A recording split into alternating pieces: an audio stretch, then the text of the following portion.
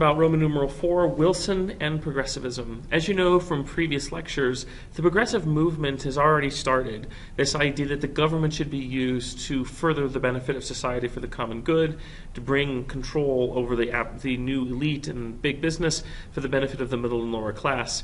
And so we see Teddy Roosevelt was a progressive for at least 2 years, Taft was a progressive, and now we're going to see the progressive presidency of Woodrow Wilson.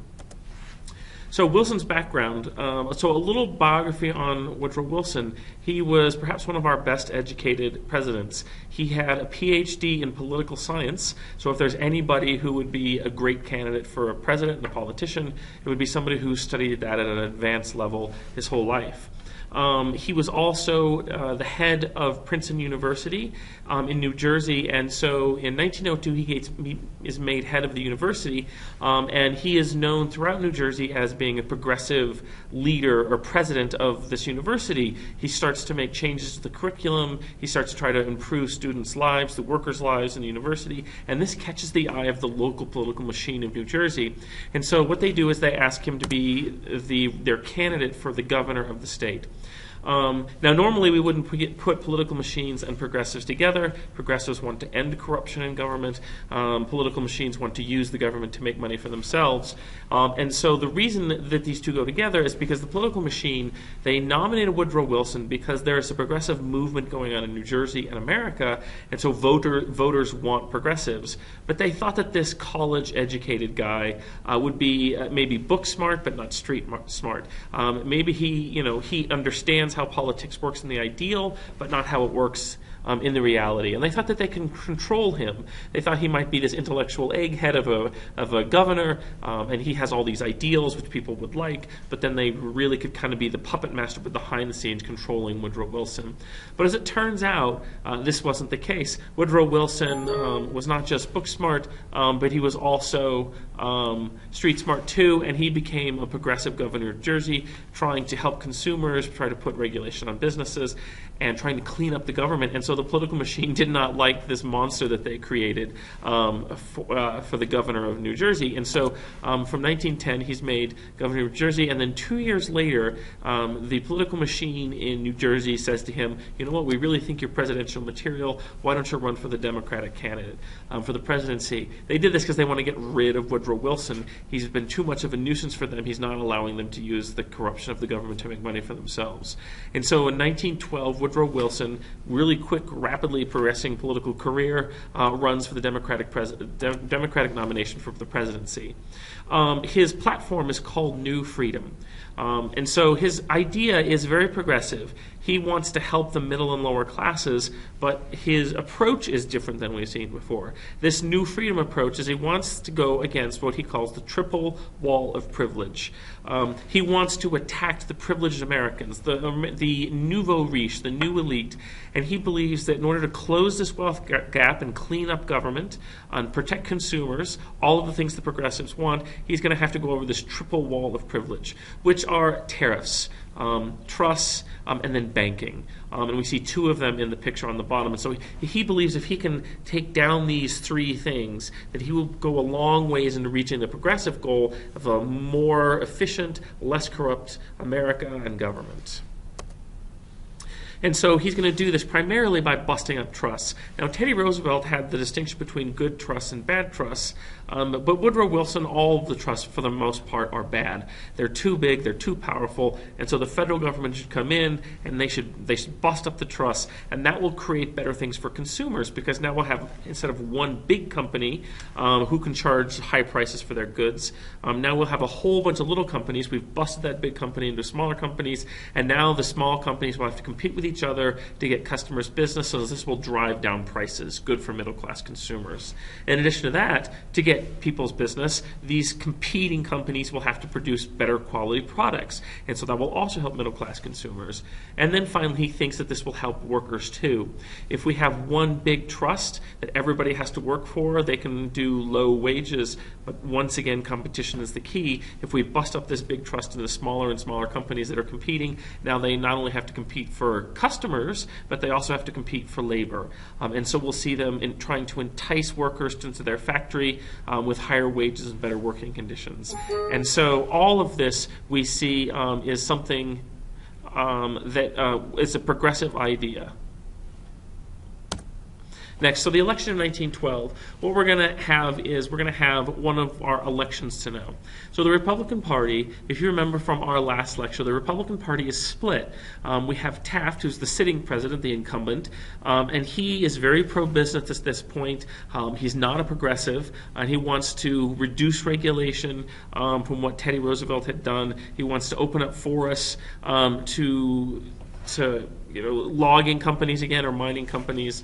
And so we see that he is definitely pro-business. And so when Teddy Roosevelt comes back from safari, he says, look, I'm a progressive. You haven't done what I wanted with the party. You're turning it back into a Gilded Age Republican Party. And so I want to make it a progressive-era Republican Party. And so as we see in the cartoon, Teddy Roosevelt says, I want my legislation back. I want it back. And Taft says no. And so Teddy Roosevelt actually leaves the Republican Party, and a whole bunch of Republicans go with him, and they form a new party. So in 1912, once again, the Republican Party splits into two definite parties. We have the Republican Party, who's led by Taft, and they're okay with the close link between big business and government. And then we have the Progressive Party, or the nickname the Bull Moose Party, led by Teddy Roosevelt. Again, we are going to see that Teddy Roosevelt wants to do progressive ideas. And so when he was president, he called this progressivism the square deal. Now we have this thing, and he's going to repackage it, rename his progressive agenda. It's called New Nationalism. Don't confuse it with Wilson's New Freedom. New Nationalism, just like New Freedom, they both want the same goal. They want to get progressive ideas, but he believes going about it in a different way. New Nationalism said that the government should work with big trusts, not bust them up necessarily, but they should work with big trusts to help workers and consumers. And just like the square deal, there will be good trusts and bad trusts. If Teddy Roosevelt comes to you and you're a big corporation and he says you need to give your workers better pay, safer conditions, if you do that, he's going to be fine with you, and he's going to go ahead and let you continue on as a big trust because you did what the government said. You're a good trust. If you say no to him, you don't give your workers higher pay or better conditions, or lower your prices for consumers, then he's going to bust you up. You're a bad trust. And so we see this idea of good trust and bad trust is just recycled again into this thing called New Nationalism. But we're also going to add some more progressive ideas under New Nationalism. We're going to advocate for women's suffrage. If you remember, the progressives want women to be able to vote because this will double the progressive middle-class vote. Plus, women we think that are more likely to want to go ahead and pass legislation that takes care of society, that improves it. In addition to that, we're going to have this new thing called social welfare programs. Social welfare programs is when the government makes sure that everybody in America kind of has a safety net. Sometimes it's called the welfare state. That the government is there to make sure that everybody has food and has education and has money when they retire. And so the two biggies we see in New Nationalism is that he says that the government should pass a minimum wage law, which means that no more low wages in these big corporations and factories. Everybody's going to get a minimum wage, much like we have today. And also something called social insurance. Social insurance means that if you are an orphan, that the government's going to come and take care of you. Or if you're too old to work, the government will give you some insurance or some money that will make sure that we don't have anybody starving on the street. These are both what we call modern liberalism. The idea that the government is going to come in, and the government is the answer. The government is going to come in and help create solutions to society's problems. So we have the returns, and if you can see on this map, we see blue is Woodrow Wilson. He does very well electoral college-wise. And then, surprisingly, the second candidate is a member of the third party. First time we've ever seen that the third party gets the second amount of votes. And so we see Teddy Roosevelt and his Progressive Party, they get the second most amount of votes, and then in a distant third we see the sitting president, Taft, get hardly any votes and just 2 states. Also, we still see the continuation of socialism with Eugene V. Debs running. He pulls over 1 million votes in this election. So what does this mean? Why did this happen? Well, if we look at this political cartoon, we see Taft riding on the elephant. We see that he is losing the race for the White House. He's losing it to Woodrow Wilson on the donkey because something is pulling him back, and that would be Teddy Roosevelt and the Progressives. We call this splitting the ticket. When Teddy Roosevelt left the Republican Party, he took a lot of those supporters with him, and now the Republican Party is crippled.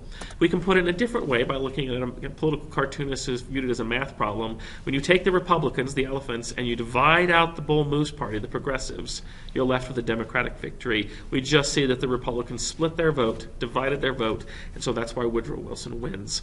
But the last thing I want to say about this 1912 election and why it's so important is it definitely shows that Americans are in the reform age. We're in the progressive age.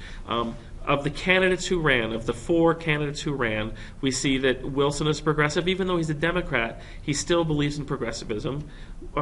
Teddy Roosevelt is a progressive, an actual progressive party, but also a progressive. And then we see Eugene V. Debs as a socialist, which is certainly even more left and liberal than progressivism is.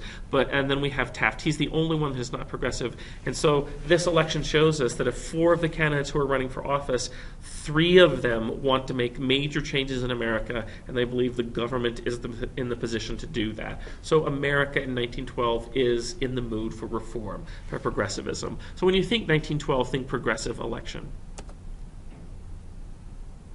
So let's talk about Wilson actually as president. So Wilson's domestic agenda against privilege. Remember I told you that his new freedom, he wants to attack the triple wall of privilege. So we'll go through those one at a time. The first wall of privilege is tariff and taxes. Remember, a tariff is a tax. And so what we're going to start out is he's going to be the first president who significantly lowers the tariff rate. It's the Underwood tariff of 1913. He does this because he believes it'll narrow the wealth gap if those rich corporations aren't going to make as much profits and they can't raise their prices to keep up with the tariff. In addition to that, he believes that it'll make businesses less powerful, which he thinks is a good thing. And tariffs, remember, tariffs force American consumers to buy American-made goods, and so that allows American manufacturers to raise their prices. The other thing he's going to do is, with the passage of the 16th Amendment, the income tax, he is going to advocate for a graduated income tax. And we see this here, and it's just, I'm just spitballing numbers here when I put them on. It's just symbolic. But if you're very poor, maybe you pay 0 income tax, and if you might be J.P. Morgan and the richest American, you might pay 50-60% of your income in income tax. This is called the graduated income tax because it goes up as the more money you make. Again, this is a progressive agenda. We believe that there's too much of a wealth gap in America, and we're going to lower that wealth gap by taxing the rich people more than the poor people. And so we're going to see that this is something that Woodrow Wilson wants to do to attain his goals. Next up, we have the Federal Reserve Act. Hold just a second. The next thing that Woodrow Wilson is going to go after in his triple wall of privilege, we just talked about tariffs and taxes. The second wall of privilege is banks. If you remember, back in the last age, in the Gilded Age, we had populists, and those farmers were always upset that they thought that the banks were controlled by the elite, East Coast elite, and they were harming farmers. They were making them pay in specie instead of greenback or silver. They were foreclosing on their farms. And so we've seen this theme of East-West tension throughout U.S. history going all the way back to the colonial period, where common people out west don't like the bankers of the East. And so there's always been this desire, this reforming impulse to get the banks under the control of the federal government, or at least some government.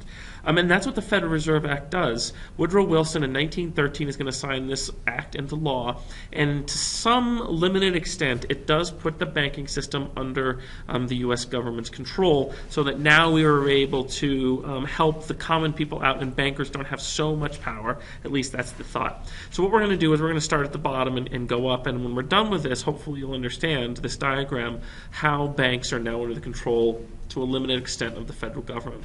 So what we're going to do is we're going to start the banking system with consumer banks.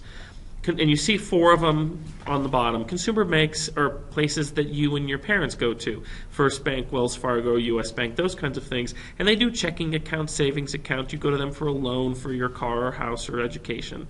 Now those banks, they get their money from something called district banks or regional banks under the Federal Reserve System. These are bankers' banks. They don't deal directly with people for the most part. What they do is they loan money to consumer banks who then loan it out to everybody else. And so if you're Wells Fargo and you decide that you want to have more money in your vaults because you want to lend more money out, you go to one of these regional banks and they release you money. And so what happens is that these regional banks are privately owned, just like all of the banks in this system are. The regional bank loans the consumer bank, let's say, a loan of $50 million at maybe 5% interest. It's called the prime lending rate. And then that consumer bank, what it'll do is it'll loan that money out to consumers at maybe 10%, because the consumer bank has to pay the regional bank back with some interest. And so we see that these regional banks have a good deal. They have a lot of control over your life. If you're a person who wants to send your kid to college, you've got to go get a loan. So you go to your local consumer bank, and let's say they charge you 10%. Well, why do they charge you 10%? Part of that is because the money that they are getting is from those regional banks, and those regional banks are charging your bank money. And so that prime lending rate, the amount that the regional banks charge the consumer banks, has a lot to do with your life and if you can get a car or a house or any of those things. And so right now we don't see any of these banks under government control. They're all private banks operating independently of the United States government. But what the Federal Reserve Act then does is it puts something called this Federal Reserve Board in charge of all of these super regional banks, who then can control the flow of money to consumer banks. It's kind of like a big pyramid thing. And so this Federal Reserve Board, what they do is they have a good deal of control over the economy as a whole. And so let's say that the economy is not doing very well. And so what they can do to create inflation is they can say to those regional banks, put more money out into circulation, loan more money out to the consumer banks, who will loan it out to the people. And so now there's a lot more money available out there in the economy, which causes inflation. And so in times of a crisis, the Federal Reserve Board can try to fix the economy by releasing a whole bunch of cash into the economy. This is inflation, and this is exactly what those populist farmers were hoping for way back in the Gilded Age. The other thing the Federal Reserve Board can do to control the economy is they can adjust the inflation rate. What they do is they tell the regional banks, we think that you should lower the prime lending rate, or we think you should raise the prime lending rate. That will help kind of direct the economy. If, like I said, if people are struggling and we need more inflation, what will the Federal Reserve Board is they will lower the prime lending rate, and so now a whole bunch of people want to go and borrow money because we have low interest rates. There'll be more money in the economy. Inflation occurs. But let's reverse that. Let's say the economy is doing too well. It's speeding up, and we have too much inflation. Prices are going up too fast. And so the Federal Reserve Board can either decide to bring in more money, or what they can do is decide to raise interest rates to regional banks. Regional banks raise interest rates to consumer banks, and consumer banks raise interest rates to their customers. And this means that people aren't going to go out and buy houses and cars because the interest rates are too high. And so we'll see the spending start to decrease, the money supply decreases. And so we have some control over the economy as a whole by controlling the money supply and by controlling interest rates. This was the design of the Federal Reserve Board, to be able to act as something that can keep the United States from going in these big upswings and downswings of having good times and then panics like we saw in the Gilded Age every 20 years. We have some moderating influence over the economy. We haven't seen this since the destruction of the bus of the Bank of the United States after Jackson. There's been no really control or organization in the banking system, and now we have that. But we still don't see on this graph how the federal government controls this banking system until we do this part. Under the Federal Reserve Act, the President will appoint members onto the Federal Reserve Board. In other words, the United States people, through the President, have some influence on who is going on to this very important board that will control all these regional banks in America and consumer banks. And if we put people on that board who want to help the economy, who feel the way the President and the people do about interest rates, then there is some limited control that the people, through their President, have over the banking system. And so this is important. Like I said, it's the first time really in a long time that we've had any structure to our banking system. So that's going to help out the economy in the long run. And also it gives the people some control over those elite bankers out east, lowering that wall of privilege. And so we see in this political cartoon Woodrow Wilson, and he is lecturing the money trust that he is able to tell them what they can and can't do indirectly through the Federal Reserve Board. a very progressive idea, using the government to control the elite. And then we have our last wall of privilege, trusts. And again, in the Gilded Age, we talked about trusts being super powerful, controlling an entire industry, having so much money and power that they can control what the government does. They can buy politicians. They can influence them and tell them, pass this law or don't pass that law. And if you remember, back in the Gilded Age, the government passed the Sherman Antitrust Act in the 1890s, and that was supposed to take the axe and bust up big trusts. But it didn't work that way. The federal government was controlled to a large degree by big businesses, and big businesses used the Sherman Antitrust Act to go after unions instead of large corporations. But this is the new era. This is the progressive era. And so Woodrow Wilson is going to ask for and get more legislation that will help him bust up the trusts. And it's called the Clayton Antitrust Act. It's certainly stronger than the Sherman Antitrust Act in many ways. First of all, it's going to add a whole bunch of lists, things that companies cannot do to create trust in the first place. So no more secret rebates. Brian Hold Kreiner, on, please. Please call 66501. Brian Kreiner, please call 66501. Sorry for the interruption. And so, there's going to be, so now it's going to be harder to make a trust because there's just a whole bunch of activities now that are illegal.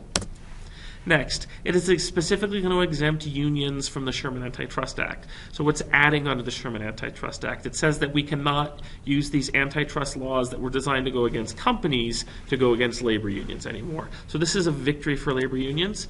And another victory for labor unions. It says now that strikes and picketing are legal. In the Gilded Age, they weren't legal. There are many instances where the federal government used injunctions, where they used federal troops or state militias, the state National Guard, to go in and bust up the strikes. We're not going to do that anymore. Strikes, people that have a right to go on strike and also picket their companies to say how upset they are with their labor conditions. And so the Clayton Antitrust Act, you just have to remember it's a progressive idea, and it's certainly going to be something that helps the labor movement in America be stronger, have more power, not have to be attacked by the government anymore. So that's a triple wall of privilege, and let's now go to number 4, aid to the have-nots. He is going to try to pass more legislation, Woodrow Wilson is, to help the people in America that are poor and are struggling. And so in 1916, the government passes the Working Men's Compensation Act.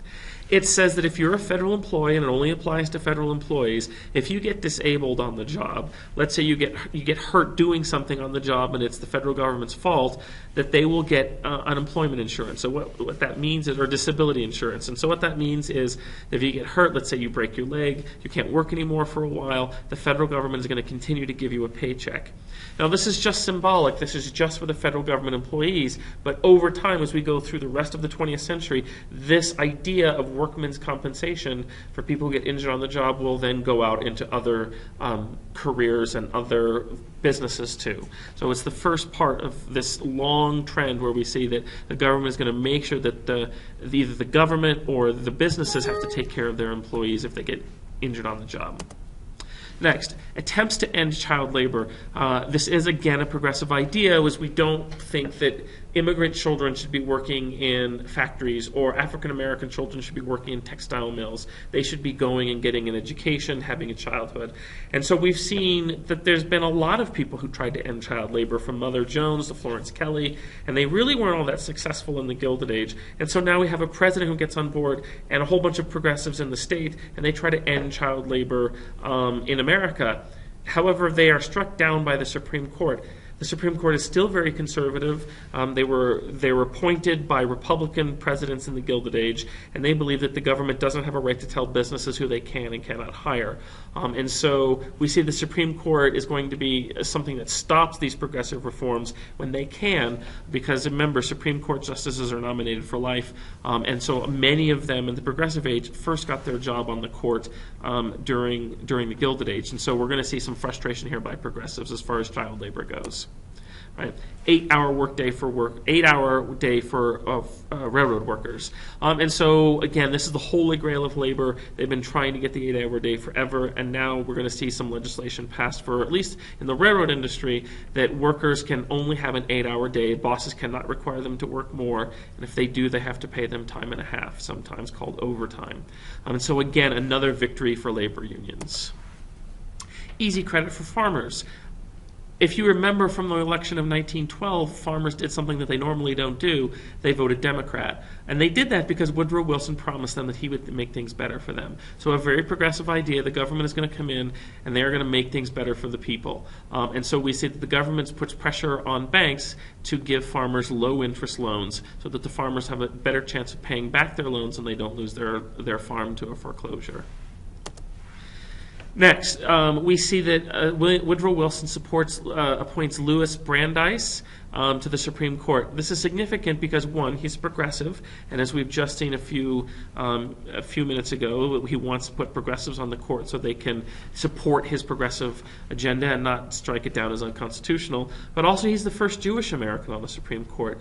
And so we see immigrant groups, a fairly recent immigrant group coming to America, who are going to start to have some political clout and say-so in America and get represented in the United States government. And so we see Woodrow Wilson reaching out to disadvantaged people and trying to help them with the government.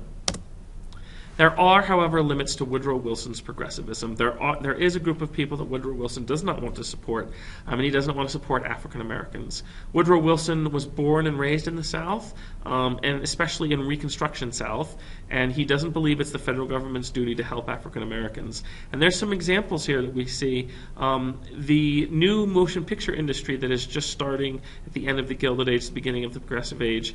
There's this film by D.W. Griffith. It's called The Birth of a Nation, very famous film. And the film glorifies the KKK and lynching. And so Woodrow Wilson heard about this film, and he asked if it could be premiered at the White House. And Woodrow Wilson apparently loved the film. And so we see that Woodrow Wilson is certainly not a supporter of helping African Americans.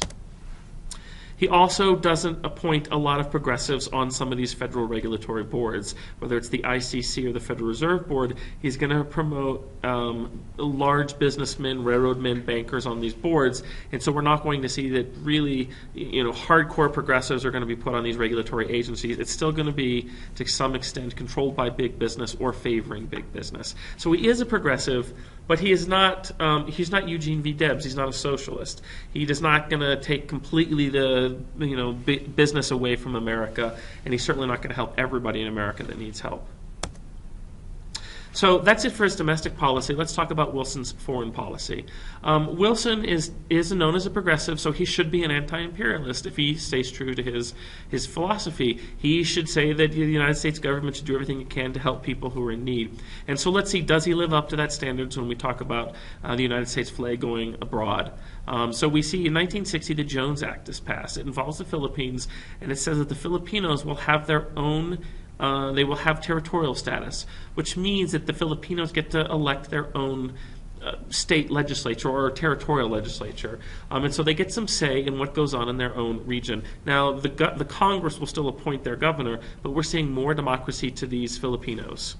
However, the Jones Act is not very progressive because it does promise the Filipinos their freedom, but only once they've demonstrated that they're mature enough to handle democracy, which is a very paternalistic attitude that we say, look, you guys are not grown up enough, you're not experienced enough to handle your own freedom, and so we will determine when that is. But it is promising them their freedom at some point, and they will get it. They will get it 30 years later, as it turns out, after World War II. They just have to wait a while. Next, he will continue something called dollar diplomacy. Originally, this was started by Taft, and it is an interventionist foreign policy. It's not isolationist. Dollar diplomacy, what it says is that the United States is primarily going to go into Latin America and control Latin American countries, not through the military, but through our economy, through our businesses. That's why it's called dollar diplomacy. And so Taft and then Woodrow Wilson continues it, and they encourage big businesses to go down to Latin America, invest in Latin America, buy up land, buy mines, buy lumber companies, and open up sugar plantations or pineapple plantations. And then, so once those companies are down there, we'll use the example of United Fruit Company. It's a very famous example of this time period. Now that those corporations have a lot of say in what goes on in those Latin American countries. Let's say that United Fruit Company is in, Nicaragua. They buy up lots of plantations. They have lots of power. They are the biggest employer in Nicaragua, perhaps. And then we see that in order to make sure that they keep their power and their position, the United Fruit Company and American businesses will donate heavily to certain people's campaigns in Nicaragua or in Panama or in Haiti. And so we see that American corporations also certainly have a lot of influence and control in the governments of Latin America through all of this money. And that's dollar diplomacy. Now, let's say that the local people in Nicaragua or Panama or Haiti don't like having the United States corporations being in control of their land or have all the jobs or have a lot of degree as what is their politicians are doing, corrupting their political system. And so every once in a while, the local Latino population will rebel. According to dollar diplomacy, we can't let that happen, and so the United States will send troops down to many of these Caribbean or Latin American countries to protect U.S. investments. And we will stay in that country until we have a more stable regime in place that is favorable to U.S. businesses. And so we see that the United States and Woodrow Wilson is very definitely interventionist in Latin America and the Caribbean by continuing this idea of dollar diplomacy.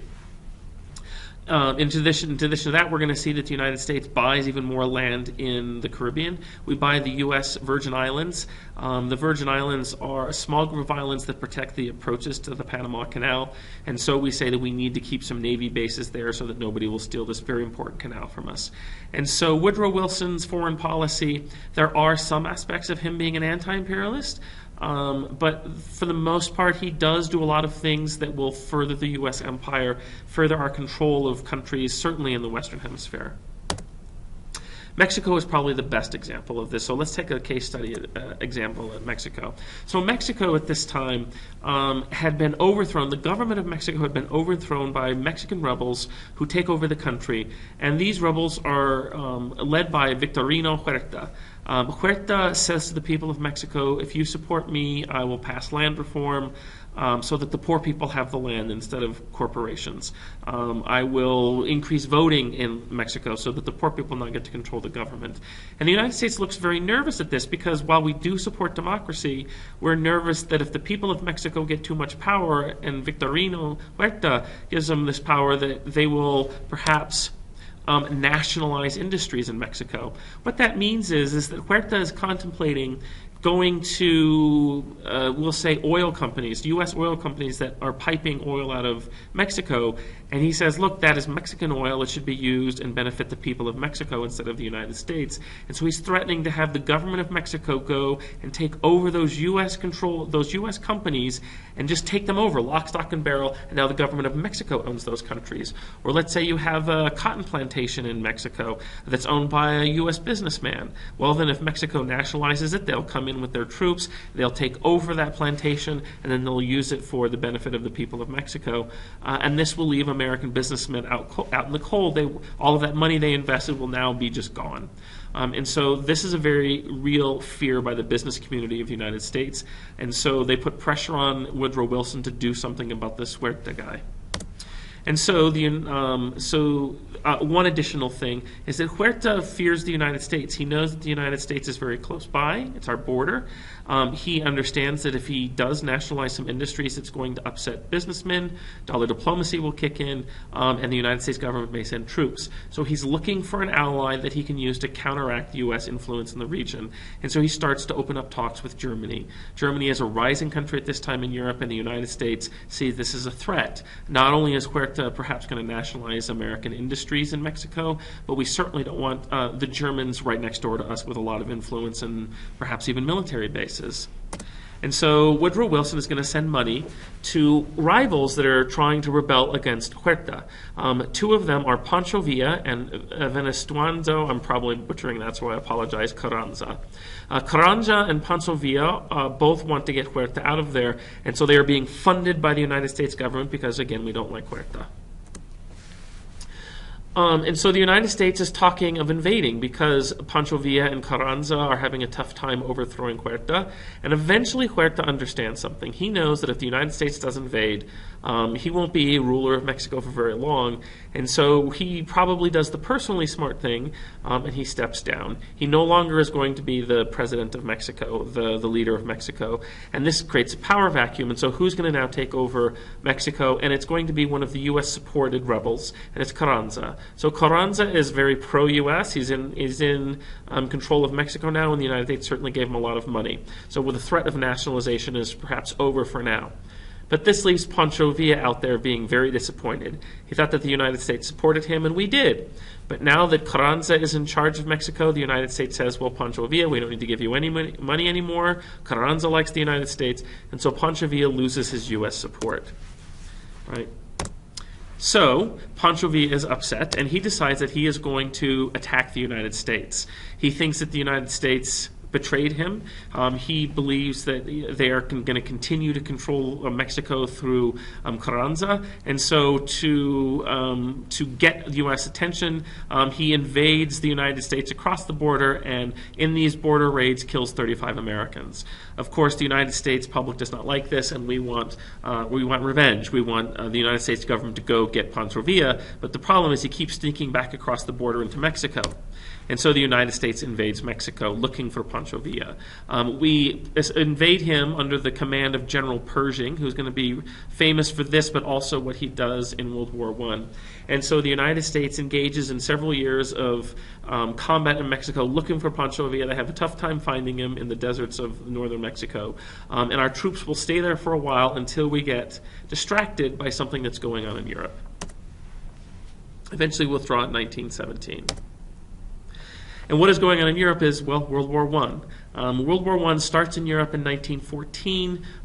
The Archduke Franz Ferdinand is shot, which we don't necessarily need to know for this class, except that when this Archduke, the heir to a big empire in Europe, the Austrian-Hungarian Empire, gets assassinated, it launches Europe into World War I through a whole series of alliances that Austria-Hungary had with Germany, and Russia had with Serbia, and it goes on.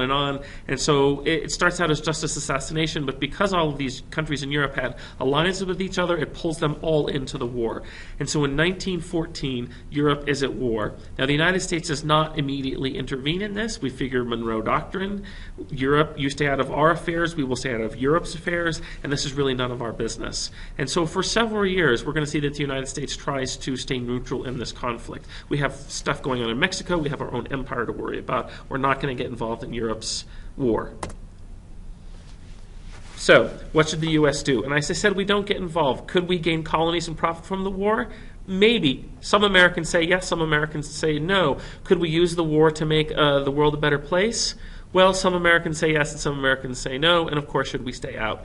All of these things are issues that Americans are debating, but for the most part, the vast majority of Americans want to be isolationists. They see this, and it is a horribly destructive war, more so than wars in the past, just because of the modern technology. It is literally a meat grinder of young men, and so we Americans just do not want any part of this war for the most part. And so we became neutral. Now, there are some Americans who are going to be pro-Germany, what we call of them the central powers in this war: Germany, Austria-Hungary, Bulgaria, and the Ottoman Empire. We see them in pink on this map. And they're pro-German because we saw a lot of German immigrants come to the United States. And so we see the pro-German crowd say that, look, we should support the fatherland because we were once German. It is the second most dominant ethnic group in the United States outside of English ancestry. The pro-British crowd, of course, here's the other side. The United Kingdom is on the Triple Entente, or what we will call the Allies: Russia, France, and the United Kingdom. And so a lot of Americans have English ancestry. Ever since the Great Rapprochement, we've been friends with England. We share a language and a history with England. And so some Americans want to get in the war on the side of the English, some on the Germans. But like I said, the vast majority of Americans just want to stay neutral. Next, Germany will invade. Now, Germany is trying to attack France, but to do this, they don't want to go straight from Germany to France because there's a lot of troops on the French border. And so Germany goes through Belgium, which up to that point was a neutral nation. And when the German troops go through Belgium, there is a lot of war atrocities that happen. They burn down civilian homes. They kill a lot of innocent people. There's lots of rapes that go on by the German army. And so the British want to pull the United States into the war. They figure if they publicize some of the horrible things that the German army did in Belgium, that'll make the United States so outraged that they'll actually join the war and help the British out. It does enrage a lot of Americans, but not to the point, at least at that time, that we want to go risk American lives for this. We certainly don't like what the Germans did in Belgium. We see this poster here where we see this German soldier about to rape this young lady. And so Americans are upset with Germany, but again, not at the risk of American troops getting involved in the war.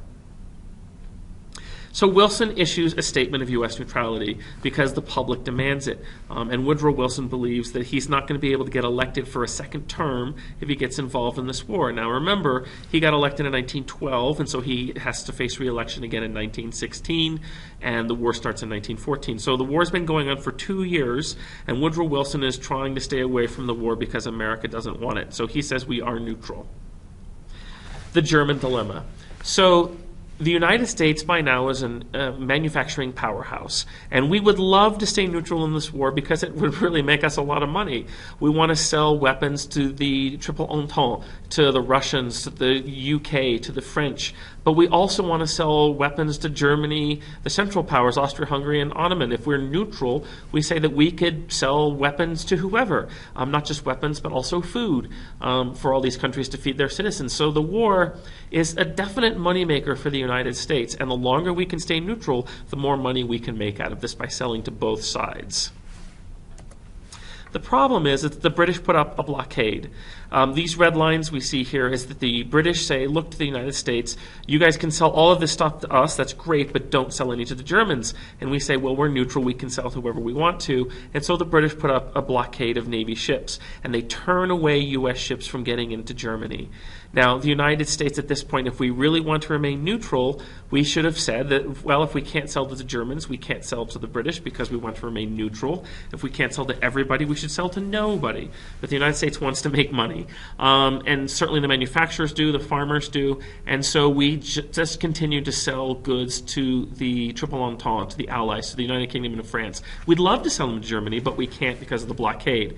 So economically, we're not very neutral anymore. We're selling to only one side. Now, that's not by choice because of the blockade, but it's the truth. We are just selling to one side of this, and this leaves Germany in a bad spot.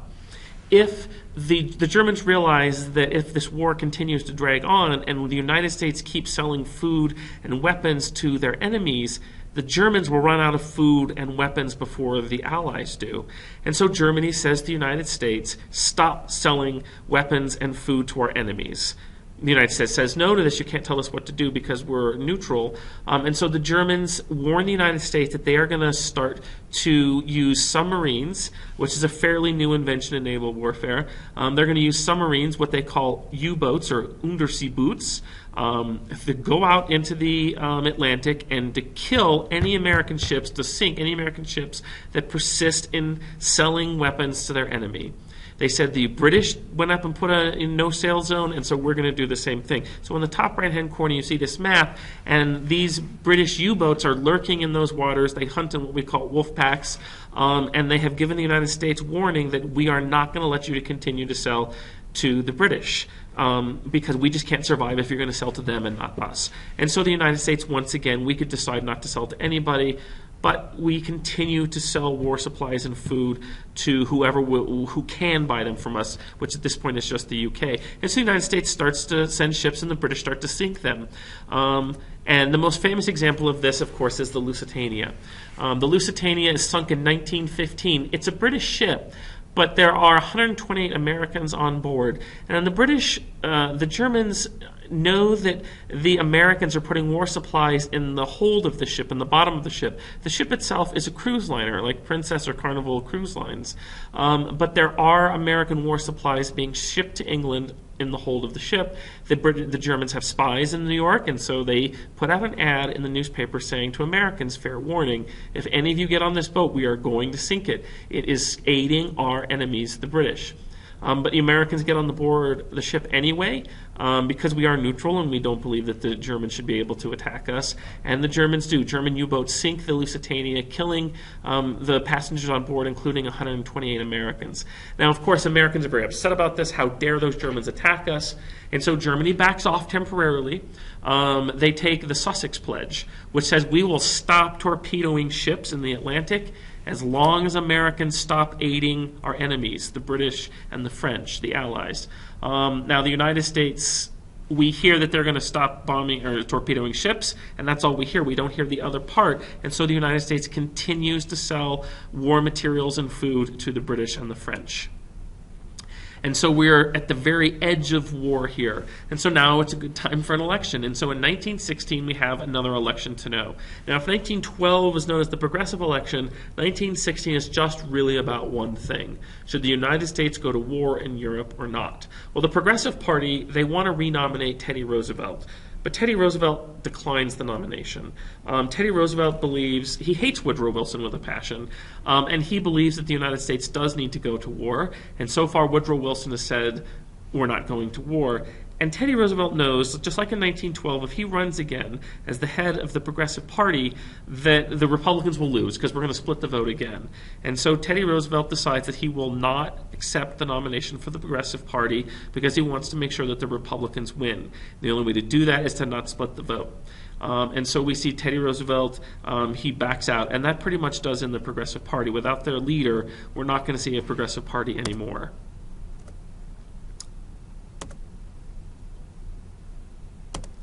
Next, so who do the Republicans nominate? The Republicans nominate a candidate by the name of Charles Evans Hughes. There he is pictured. He condemns the Democrats for their attacks on tariffs and trusts. He says that this whole Wilson attack and progressivism on the triple wall of privileges is nonsense. He also attacks Woodrow Wilson for not being able to kill Pancho Villa. That, America looks like a laughingstock. How can we not go get this guy in Mexico? And he basically calls Woodrow Wilson timid and somewhat of a coward for not being able to use U.S. might. And so he's saying that Woodrow Wilson is weak. And is that who we really want on the edge of this war? Wilson, of course, he understands that the people of America do not want war in Europe. No matter what Teddy Roosevelt says, or maybe even Charles Evans Hughes, he understands that Americans are isolationist. And so Woodrow Wilson makes a pledge to the people of the United States. He says that I will not get us involved in this war. And that's his campaign slogan, peace with honor, or he kept us out of war. That's the main thing that people are going to think about when they go to the voting booth. Do we want Charles Evans Hughes, or do we want Woodrow Wilson, who so far has kept our boys from going and getting killed in the fields of France? And so as we're going to see, that the United States votes for Wilson to get a second term, primarily because it's his pledge, his promise, that he is not going to get us involved into any war in Europe. Then we have something happen called the Zimmerman Note. The Zimmerman Note is a note that the German Foreign Secretary, a guy named Arthur Zimmer, he sent a telegram to the government of Mexico. And the idea is that he's afraid, the Germans are afraid the United States is going to get involved in this war. They understand that every time they blow up a U.S. ship or kill American citizens, that it pushes Americans to want war even more. And so Arthur Zimmerman sent this telegram to the government of Mexico, and he said, look, just in case we go to war with the United States, why don't you guys declare war against the United States? And so when this war is over and we win, Germany says, they tell the Mexicans that when Germany wins, that we will make sure that at the peace table, the United States gives you some of the land back they took from you from the Mexican-American War. All right. The reason that Germany does this is because they want to distract America. If war is declared by the Americans against the Germans, then the Americans will be too busy fighting Mexico, and they won't send any troops over to fight in Europe. It would be like opening up another front in the war. Now, this is a silly idea. Mexico would not go for this. They know that they cannot stand up to the United States. They've already lost one war to the United States. But this note gets intercepted by the British. And the British hold on to this note. They're waiting for just the right time to make this note public. And we will find out when this note will be made public at just the right time soon. So we're going to leave these notes with the United States teetering at the brink of war, with Woodrow Wilson getting reelected because he promised that he would not send us to war, and the British are holding this very top secret note that, if delivered at just the right time, might be enough to push the American public over the edge to war with Germany.